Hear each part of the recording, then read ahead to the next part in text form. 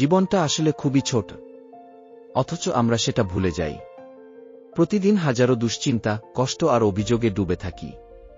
আমরা ভাবি সবকিছু নিয়ন্ত্রণে রাখতে হবে, কিন্তু সত্যিটা হলো সময় একবার গেলে আর ফিরে আসে না।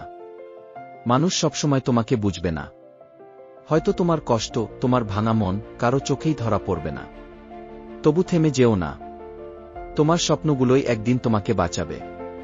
কারণ শেষ পর্যন্ত সুখ, শান্তি, ভালো থাকা সবকিছুই তোমাকেই খুঁজে নিতে হবে। মনে রেখো, তোমার একটা হাসি হয়তো কারো জীবনে আলো জ্বালাতে পারে। তুমি ভাঙলেও তোমার সাহস অন্য কারো শক্তি হয়ে দাঁড়াতে পারে। তাই হাল ছেড়ো না। দুনিয়া যতই অন্ধকার হোক, তোমার আলো খুঁজে নাও।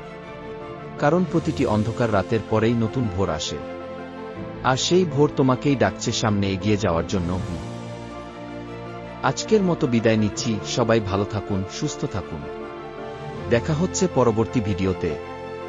লাইক, কমেন্ট ও সাবস্ক্রাইব করতে ভুলবেন না।